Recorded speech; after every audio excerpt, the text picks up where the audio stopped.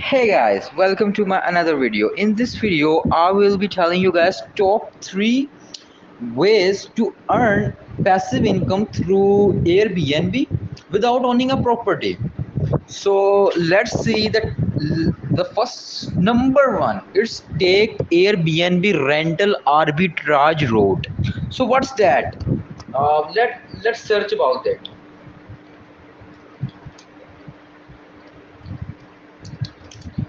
So I first perform research, then I implement, then I did show you those results.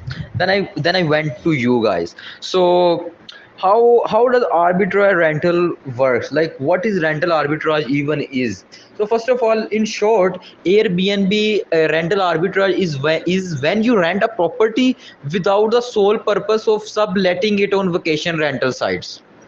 Vacation, what are vacation rental sites like booking.com, bookme.com, etc and etc. So this is Airbnb rental arbitrage definition. But in the end, what's the real focus of it? What's the real thing is, like, before you start with this strategy, let me just the money that you generate must be more than your rent and other business related expenses. That's the thing you need to know. That just write it down. Just write it down.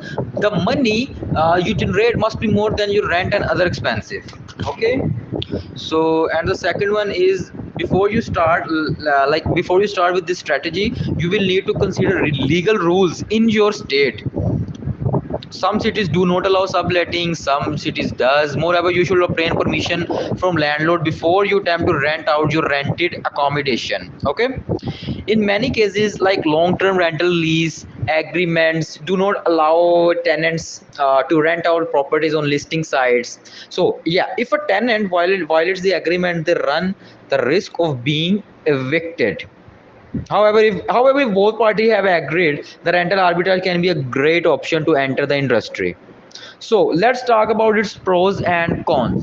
So let's see, what are its pros and cons. So first of all, the pros: you do not need a lot of capital, as you can start without owning a property.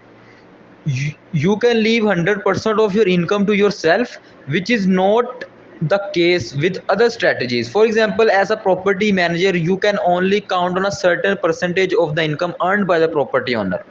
And what are the cons? Many cities are introducing local laws and regulation against subletting. It could be challenging to find a landlord who will agree to sublet their property on Airbnb. At the end of the day, how much you will be able to earn using this strategy, it depends on the location and the size of your property portfolio. If you do this right, you can generate up to 3 times more than the sum of your expenses. All right. So number two, what is that? Number two, what's that? Become a short term rental property manager. So, what's that? Short term rental uh, property manager. So, what's that? Short term rental property manager.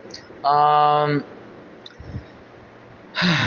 Becoming a property manager is one of the most straightforward ways to make money on Airbnb without like investing in a vacation rental, as the vacation rental industry is growing at rapid growth. It means that, so to is the demand for short term rental is the demand for short term rental. Like you like in short, like managing needs of the property owners, like confirming bookings, communicating with guests, and vice versa. To become a short rental manager, you first need to understand the legal requirements of your state. For example, some state require a real estate broker license or a property manager license, while other state might not require any qualification, like Wyoming state in USA. And I don't know about your country, like even though your country state, you should check the laws and regulations, search on Google, do some research, or you can just ask someone who have particular experience. So what are the pros and cons? So the pros are your working hours will be more flexible. You don't need to know again. You don't need to own a property. And what are the cons? You might need to further your education, which can be expenses. Managing multiple rentals for other hosts can be challenging task. So yeah, by managing multiple accounts and listing on the major vacation rental platform using the like inbox to organize your message. So yeah, that's what is it. Let's move to our like third, like number third. What's that?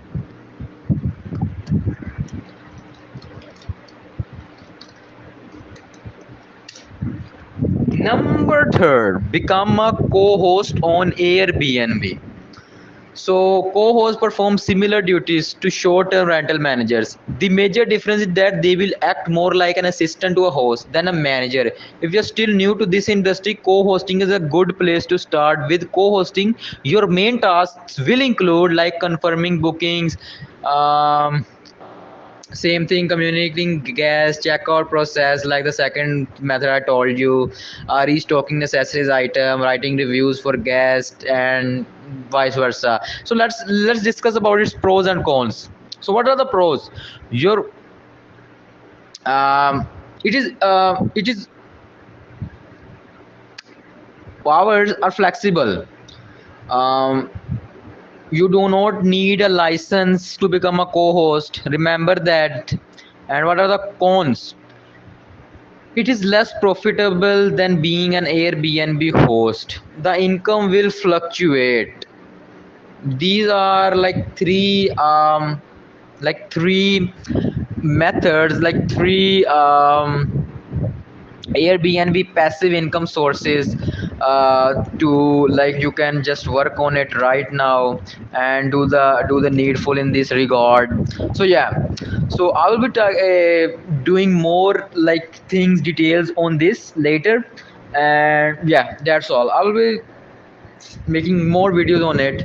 All right, guys, that's enough for today. I'll be seeing you guys in another video. Till then, stay safe, stay blessed. Have a nice day ahead. Bye.